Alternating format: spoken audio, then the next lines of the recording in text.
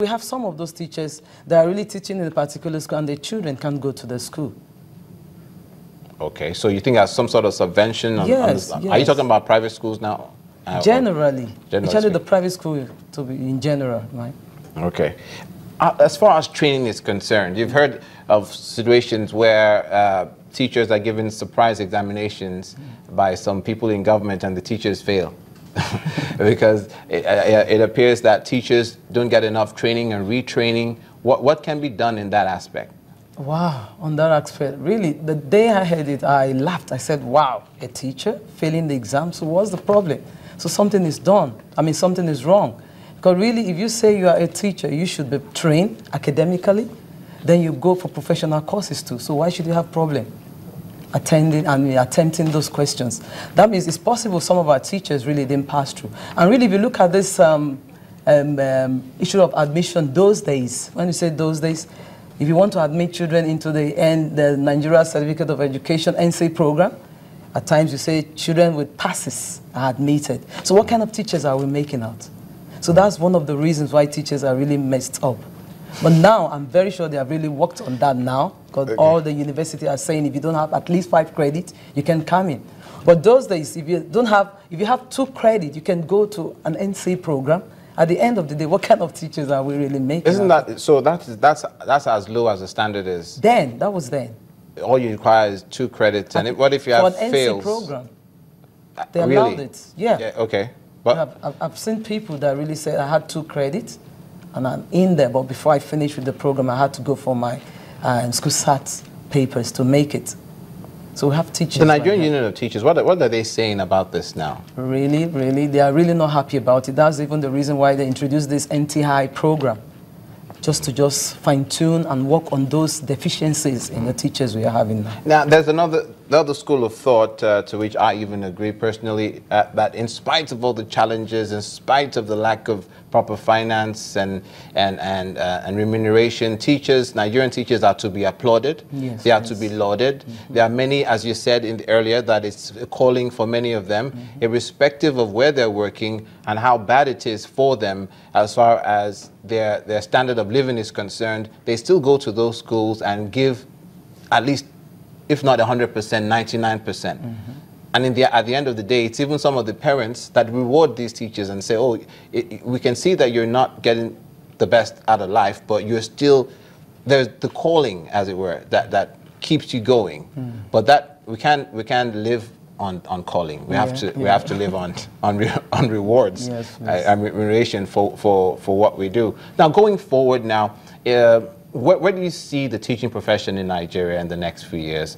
If the government doesn't, or what do you see that the government needs to do to make sure that, as far as that is concerned, we're at par with the rest of the world? And when I say at par, I don't mean academically, because I believe our teachers are as good as any around the world. I'm talking about the conditions for teaching. Actually, if you look at what is going on in the world, especially this country, for example, on the issue of teachers, really, they are not at par with their contemporaries, I'm telling you. They are really not at par. The way teachers are being remunerated, compared with other professions, are nothing to write home about, which really is not good for us, really. But I don't know why they are really doing that, because we really went into the program. We did it the same number of years, the same burning of candles, and every other thing. We went through those things. So why are they poorly remunerated? And that's a question that we hope the government will answer. That's as much time we have for that. Thank you so much. I've been speaking to Jerome Grace Adiogun, who is the Monetary Director of Green Haven Schools in Lagos. Many thanks again for coming on News Across Nigeria. And a happy Teachers' Day. Thank you we very hope much. You get more than a pencil and an eraser. Thank you very much. The News Across Nigeria continues. When we come back, away from the Teachers' Day, in Abia State, the All Progressives Grand Alliance Falls Road Rehabilitation. Details in just a moment. Please stay with us.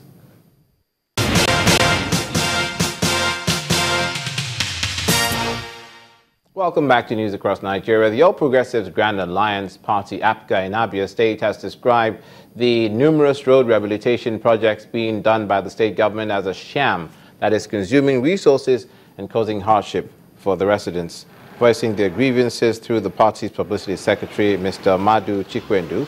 They insist the state government should have analyzed the cost implication, which they say is affecting the payment of workers' salaries.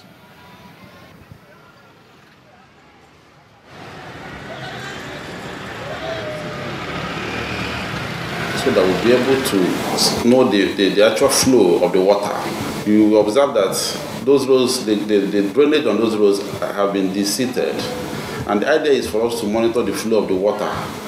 So if anybody is criticizing that effort, the person doesn't understand the technology that is involved in the construction work that is going on in Aba. The area of the salary arrears and the pension reform, the governor has been able to verify the status of the pensioners. And the governor has even promised that by October 30th, by the end of October, every salary arrears in this state would have been paid up with the ballot fund that we're expecting.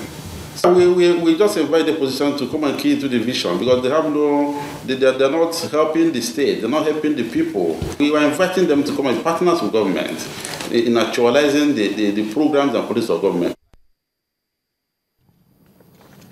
Now, the Chief Press Secretary to the Abia State Government has replied to that accusation.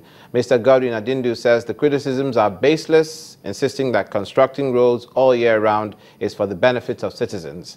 Mr. Adindu also hinted that the state government is doing all it can to pay the salaries owed.